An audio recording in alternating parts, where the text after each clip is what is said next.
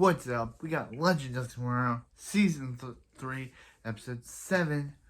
Welcome to the jungle! So this episode starts off in the 1970s, 1960s or 1970s, where we start at the Vietnam War, where all these war soldiers are just going in until something attacks them. So meanwhile, back on the ship, Sarah is still in a coma from her bout with Damien Darhk, and Martin is trying to do battle cry sound effects to basically think that will wake her up. But sadly, it doesn't. So, yeah, so the team is like, what's going on? And and then Mick lets it slip about Zari. Mick lets it slip about Zari not putting Helen back in the battle of Troy. And they're like, really? You didn't take Helen back to where she came from? And they're like, guys, that's fixing history is what the Time Bureau is created for. We're here to just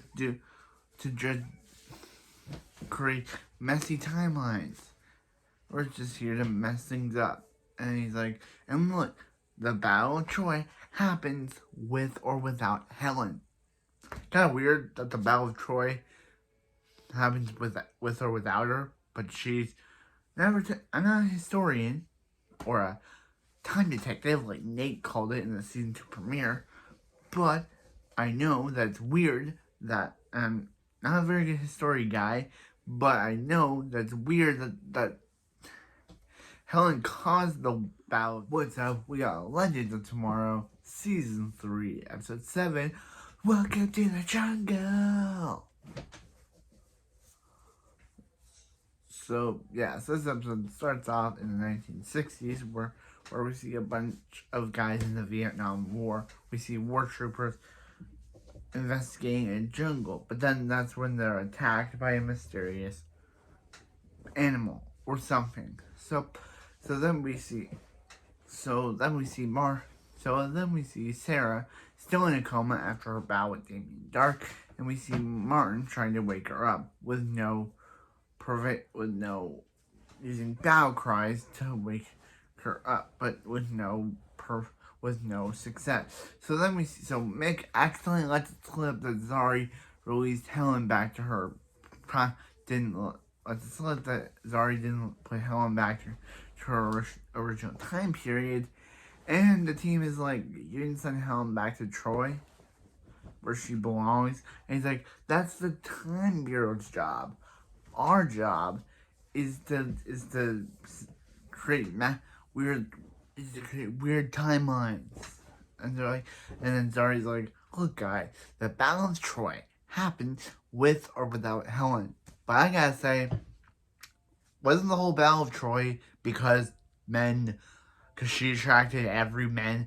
I'm not very good on history or historian guy, but I just gotta say, didn't Helen and Troy, because of men, didn't that's the reason why the whole Helen of Troy war started?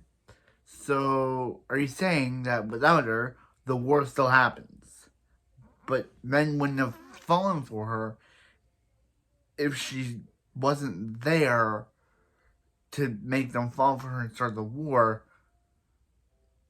Okay, so you can just say that and it doesn't make any sense, but you can say that.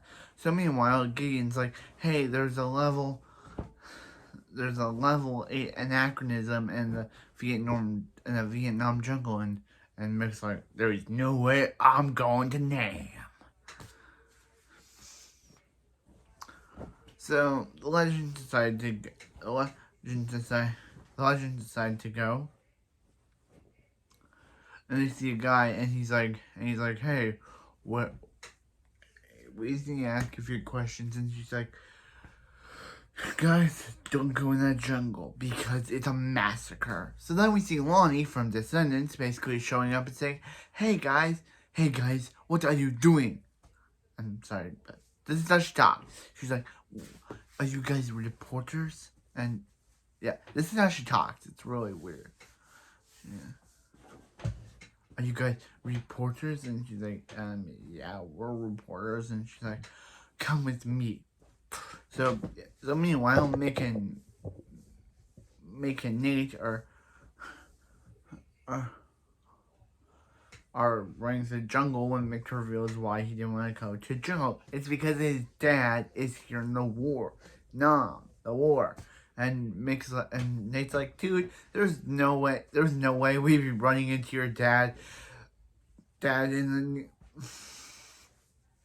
in the Vietnam jungle. I'll buy you a 6-pack if we die. And immediately, Mick's dad shows up. And Mick's like, dude, you owe me a 6-pack. And he's like, oh no. So then his name is Dick Rory. Mick Rory, Dick Rory. I just don't say a word, but it's for a character. So it's normal to say it for a character. Like, so, So meanwhile, on the Waverider, Jefferson decided not to join this adventure because he's still trying to find how he and Martin can separate from Firestorm. They decide to. So he discovers that one of his mom's favorite treats are missing. And then we see Martin talking with the most scientific minds of all history. And they're just wondering when they can go home. And then Martin's like, you'll go home when I tell you, Galileo. And Jefferson's like, dude, if you couldn't find a way to separate Firestorm, you could just tell him instead of lying to him. And he leaves. I need my pillow. Pillow. There. So back to Batman. Or more, back to Vietnam.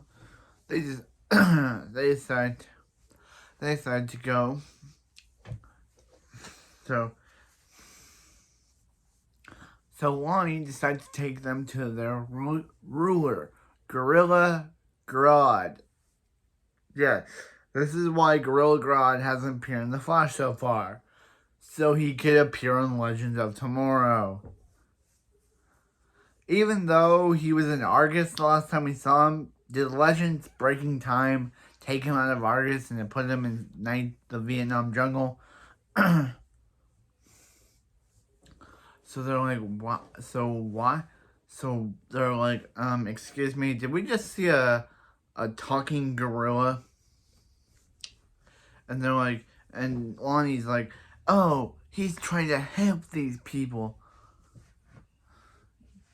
not kill them. And they're like, lady, you are really dial if you really think that Gorilla Grodd cares about you. They don't really say that, but they're probably thinking that because Gorilla Grodd has tried to kill humans and want revenge on humans. So why would he be trying to save humans? Don't you realize that? Why would Gorilla Grodd try to save the human race? Oh yeah, so they're like, hey, Grodd's here. And they're like, wait, Grodd's here? And they're like, yeah, Grodd's here. And they're like, where's Amaya? And Amaya tries to talk with him. But he only thinks that she's trying to hurt him. And so yeah, so Mick decides to side with his dad. And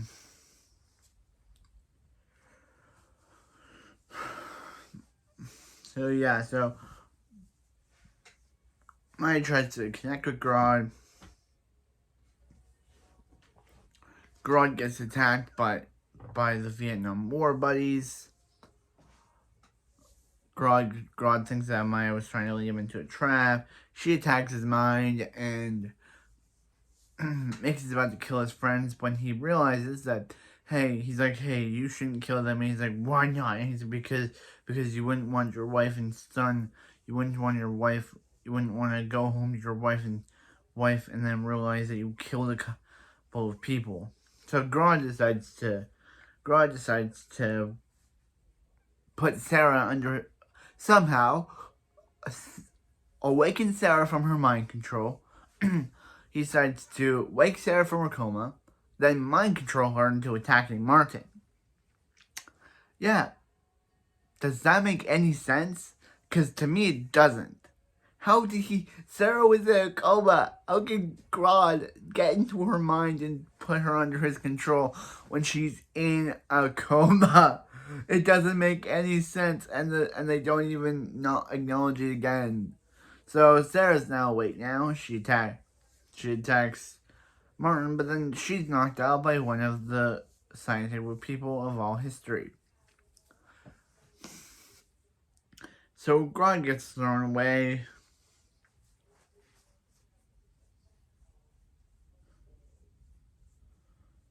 So Grodd gets thrown away, and the Legends